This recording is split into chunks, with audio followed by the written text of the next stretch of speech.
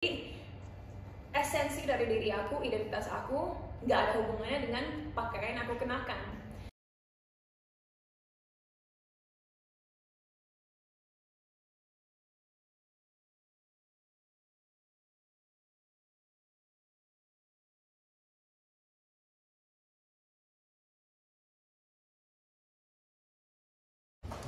Biar semua dapet. Alright, cool. Jadi guys, hari ini kita gabung di Rumah Selada Semesta Creative Hub aku untuk nge-present ke teman-teman media single terbaru aku dan Ramen Girl bernama Bossy. Sebenarnya lagunya Ramen Girl ya, jadi harus bilang bahwa ini Ramen Girl featuring Cinta Laura Kiel. Tapi kebetulan karena aku lebih cerewet, aku akan explain sedikit tentang equal parts lagu Bossy ini. Jadi mungkin, you know, beberapa teman-teman media di sini mungkin lebih familiar dengan lagu-lagu mass atau lagu-lagu, yaitu lagu-lagu pop tanah air yang mungkin kita sering dengar di luar sana dari penyanyi-penyanyi ya pop besar Indonesia. Dan mungkin kalau aku sama Ramen, apalagi mungkin Ramen beberapa tahun ini dia lebih explore ke hip hop yang mungkin anak muda Jakarta, anak muda kota-kota besar sangat familiar, tapi mungkin nggak semua orang di pelosok Indonesia dengerin hip hop Indonesia. Padahal sayang banget karena aku excited banget bisa kolaborasi sama Ramen Girl, karena mungkin untuk teman-teman yang nggak tahu, dia di Asia namanya udah sangat dikenal. Dia artis hip hop pertama Indonesia yang perform di Rolling Loud, yaitu festival musik yang berada di Thailand, yang dihadiri orang-orang seperti Chris Brown dan nama-nama besar musik dunia lainnya. So sebenarnya aku merasa I'm the one who's lucky to get to collaborate with Ramen Girl. no way Karena no, I'm serious, karena mungkin untuk teman-teman media yang udah ngikutin aku dari kecil, ya dulu waktu aku mulai karir musik aku kan lagu aku sangat pop sugar, sangat pop yang unyu-unyu cute. Terus 4 tahun terakhir dengan lagu-lagu aku seperti Markisa, Suka Kamu, Oh Baby Remix 2022 dan Vida sangat berubah soundnya. Nah, dengan aku ketemu dengan Ramen Girl sekarang, sebenarnya kita berdua punya misi yang sama. Ramen nanti akan ceritain apa misi kita, tapi dari aku dulu aku mau bilang bahwa sebelum aku ketemu Ramen, aku bisa dibilang agak mempunyai love-hate relationship dengan lagu-lagu aku yang zaman dulu waktu masih kecil remaja. Karena aku pikir lagu-lagu centil, lagu-lagu yang super-super feminine itu satu, nggak cool, dua, nggak cocok dengan kepribadian aku aslinya, tiga, aku ngerasa bukan aku aja. Tapi dengan ketemu dengan Ramen Girl untuk kolaborasi dalam lagu Bossy ini, aku baru sadar bahwa centil bukan berarti lemah, centil bukan berarti nggak keren. Malahan lagu-lagu yang merajalela di negara kita dulu, lagu-lagu centil pop, sangat mengempower perempuan karena memberanikan kita untuk mengekspresikan sisi feminin kita, membuat kita kelihatan seksi, cool, dan pokoknya bener-bener mengembrace kualitas-kualitas wanita yang ya pria nggak miliki. So we should be proud of it gitu. Anyway, I've been talking a lot, tapi kalau bagian kenapa kita mau bikin Indonesian music centil again, mendingan Ramen aja yang explain. tapi no, okay, you've been explaining it really well as Cinta Laura Kiel should. Justru kalau aku malah kebalikan dari Cinta. Tadi kan kamu sempat bilang kayak sebenarnya love-hate relationship with lagu-lagu kamu dulu segala macam. Jujur ya, aku tuh salah satu yang tumbuh dengan lagu-lagu centil itu, termasuk lagu-lagunya Cinta yang dulu. Dan menurutku tuh ikonik banget. Kayak oke, yes, mungkin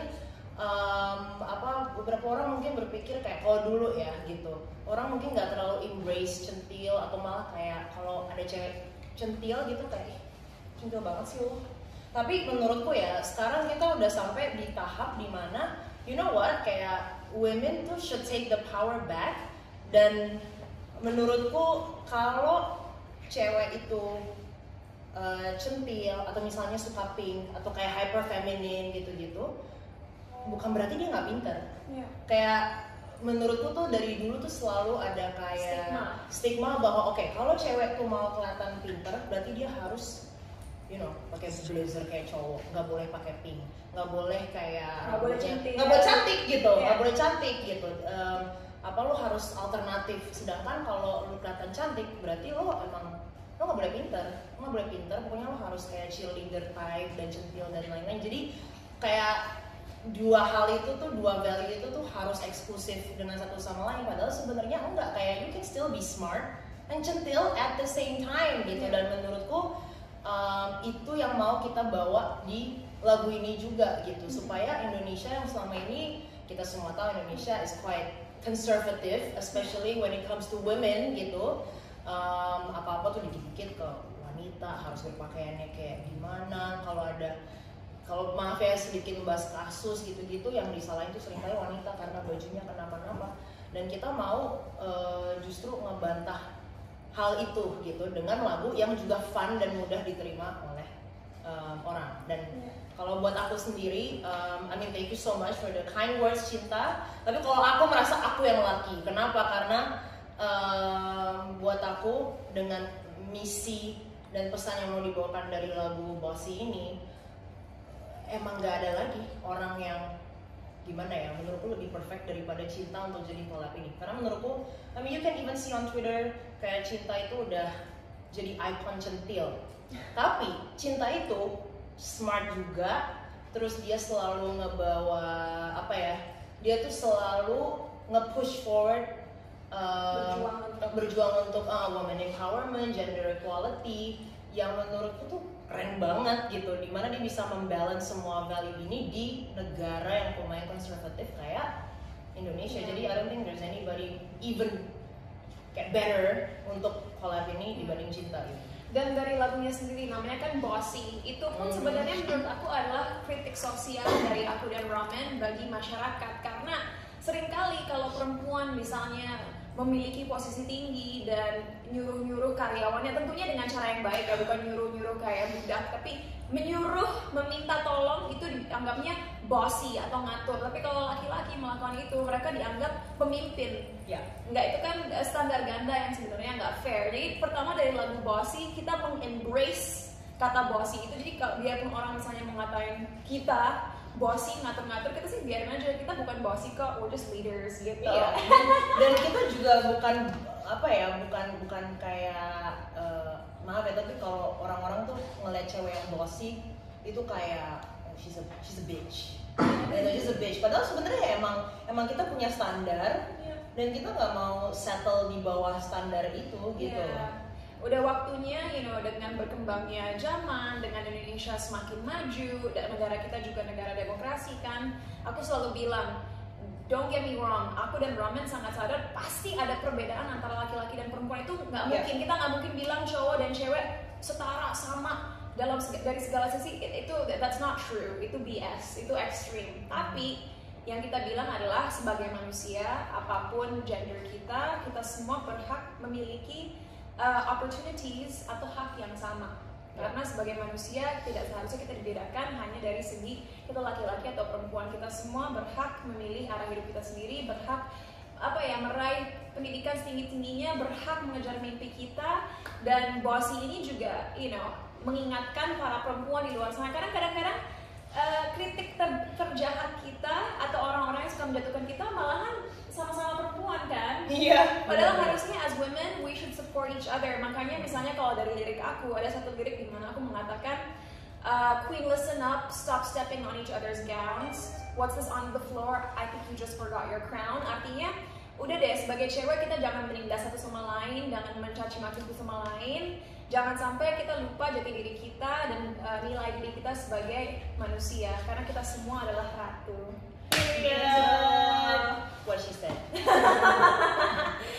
Iya, dan I don't know, mungkin Ramen mau explain sedikit nggak siapa yang bikin video klipnya, siapa yang ngedirect, konsepnya kayak gimana? Nah, kalau tadi bisa dilihat di depan itu kan ada Bossy, directed by Drea.irl or in real life. Drea itu jadi Andrea Wijaya itu adalah teman kita, ya dia dari sutradaranya, dia teman kita juga. Dan masih muda banget. Ya, dia ini menurutku bisa dibilang up and coming, still up and coming, talented, very very talented director di industri nggak cuma musik sih menurutku, tapi industri film. Ya, film visual Indonesia gitu, apalah yang mau disebut mengenai industrinya. Tapi kenapa aku sama ini kan bukan juga pertama kali, kamu juga kerja bareng dia. Ini udah 4 kali aku kerja sama Andrea. Aku kayaknya juga udah 4 kali yang ini, jadi sama. Kenapa kita juga percaya banget sama dia, karena ya you can see in the music video gitu. Dari komentarnya juga orang-orang kayak Standar suka internasional. banget, standar internasional. Kok bisa sih di Indonesia ada kayak gini? Ya bisa aja gitu, kayak kita udah percaya banget sama dia dengan etos kerjanya dan visinya. Dia punya taste yang sangat bagus. Dan menurutku gimana ya, dengan set seperti ini dia bisa mentranslate message yang mau kita sampaikan dengan lagu ini. Karena pertama, well, she's also, yang menarik di sini adalah she's also a woman herself gitu. Dia juga cewek. Sutradara perempuan. Iya. Maksudku bukan berarti kayak kita nggak bisa ngedemo sama sutradara cowok atau apa. Tapi menurutku akan selalu ada perspektif yang unik dan berbeda di saat yang mentranslate musik ke visual itu juga mengerti dengan message-nya gitu. Dan menurutku Drea itu translates the song very very well.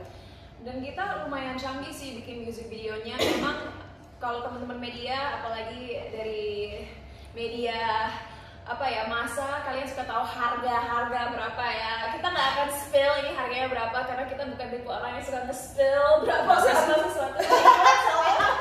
Nggak usah. Let me just say, memang ini video klip nggak murah. Dan kenapa nggak murah? Bukan karena kita foya-foya nggak jelas, tapi pertama-tama kita pakai 3D camera, kita pakai animator, kita pakai CGI specialist untuk bisa bikin efek-efek kaca pecah, efek-efek ya segala efek yang kalian lihat di video klip ini. Dan tentunya kalian tahu, karena kalian bagian dari industri hiburan, hal-hal seperti itu nggak murah, apalagi kalau kita mau hasilnya bagus gitu. Jadi memang syutingnya waktu itu kita 20 jam, kita berusaha maksimalkan dalam satu hari, although 20 jam lebih dari Kayaknya lebih dikit deh. It was 20 hours. Almost 24 hours loh. No, 20 hours. We finished at 2. Oke. Iya. Rasanya itu udah kayak 24 jam. hebat. Dan itu berat banget, tapi dari segi editing memang kita sebulan penuh, dan itu pun sebenarnya kalau kita pengen bisa lebih lama lagi. Tapi music videonya memang Andrea visinya membuat sesuatu yang jarang atau masih belum dilakukan di negara kita. And I think aku lumayan confident bilang bahwa kalau kita lihat video klip orang lain di luar sana, mungkin belum banyak yang menggunakan teknologi yang kita gunakan di video klip ini. Aku nggak bilang belum pernah dilakukan, tapi kayaknya masih jarang gitu. Dan gak cuma teknologi atau tools yang digunakan ya, tapi menurutku misalnya kayak elemen yang menurutku kayak girl power banget gitu. Kayak misalnya balik lagi, aku juga nggak bilang kayak ini nggak pernah dilakuin, tapi yang scene kamu pole dance itu menurutku tuh keren banget. Itu kayak Drea untuk men-suggest itu dan actually bisa mengeksekusi itu dengan baik ya, karena kan ide is one thing, eksekusi belum tentu bagus, tapi kayak bagus banget. Dan editingnya keren banget saat Keren aku banget. di call, dan juga saat Ramen lagi nembak uang, karena itu kan pakai speed up, slow down, fast forward dan lain sebagainya. Pokoknya pace-nya bagus gitu. Jadi I don't know. Aku harap misi aku dan Ramen untuk membuat musik Indonesia centil lagian berhasil, bukan karena lagu-lagu galau nggak bagus. Banyak banget lagu-lagu galau, lagu-lagu ballad yang keren di luar sana. Cuman capek juga ya kalau semua lagu bikin kita ingat patah hati. Kayak patah hati mulu gitu. Kalian mau metal breakdown sampai kapan gitu? So we wanted to make something fun, dan aku rasa walaupun mungkin yang dengerin belum tentu fasih bahasa Inggris, ini gampang banget untuk diikutin, apalagi refnya, chorusnya gampang banget. Dan ya aku sih excited banget ya, karena sejauh ini juga lagu kita udah di feature di banyak banget playlist, nggak hanya di Indonesia. Kalau kita ke salah satu streaming platform dunia, kita nggak hanya masuk Music Friday Indonesia, tapi Korea iya, Filipina iya, bahkan sampai Swedia juga, Norway juga. Aneh banget. Oh, dan sekarang kemarin lagunya itu di YouTube Music itu trending nomor 30, tapi hari ini baru banget kita cek itu udah di 24.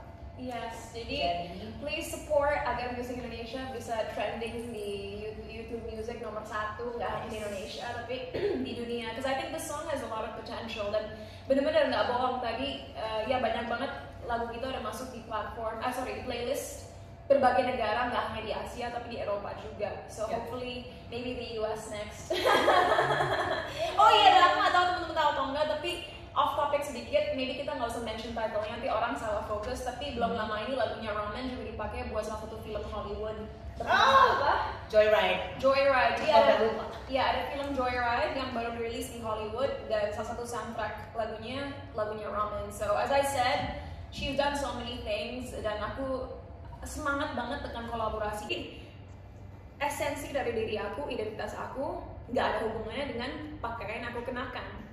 Dan aku juga punya filosofi gini, saat orang mengkritik atau mencela orang lain karena cara berpakaian mereka, itu berarti mereka sendiri gak nyaman dengan diri mereka dan tidak nyaman dengan kepercayaan mereka, sehingga mereka merasa terintimidasi dengan perbedaan yang mereka lihat di orang lain.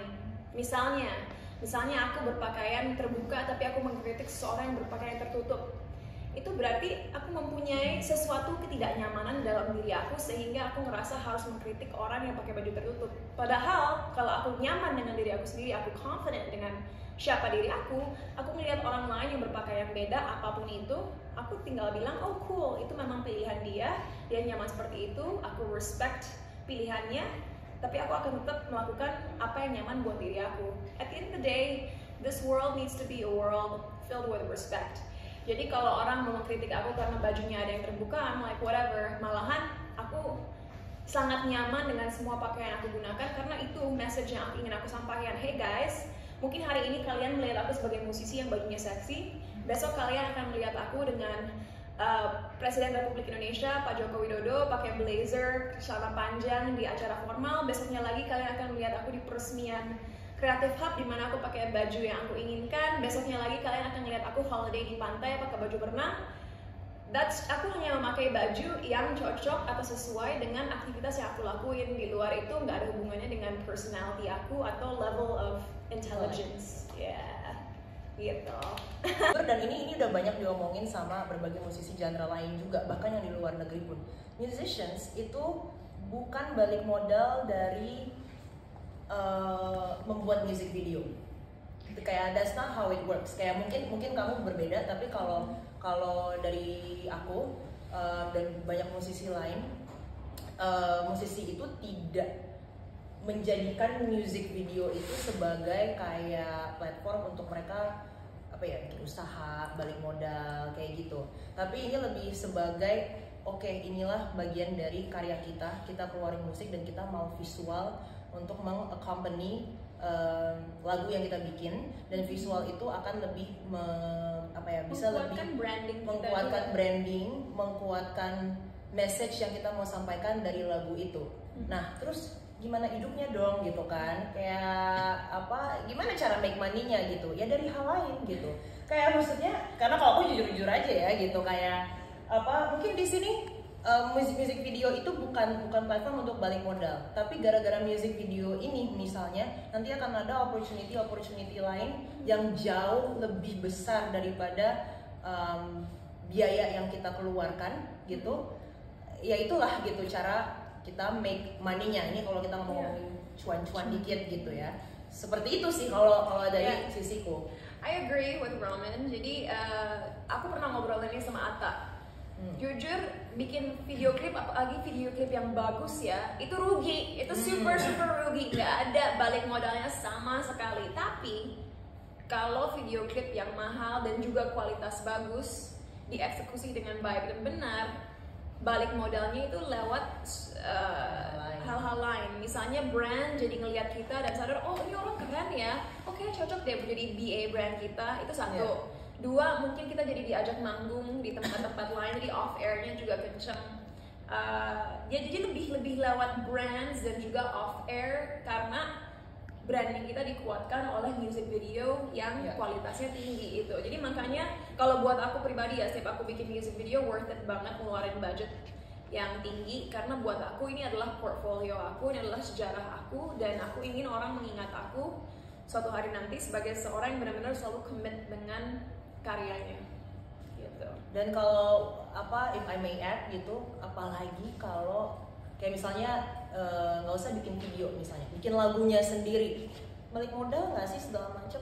Ya kalau dipikir-pikir mungkin rugi gitu, karena kalau kayak misalnya aku sama beberapa musisi lain yang sama sekali nggak mengenal dunia entertainment sebelumnya pas memulai gitu. Kita mulai dari tempat tidur kita gitu kan, cuma berbekal mic sama Focusrite gitu sama laptop busuk gitu kan.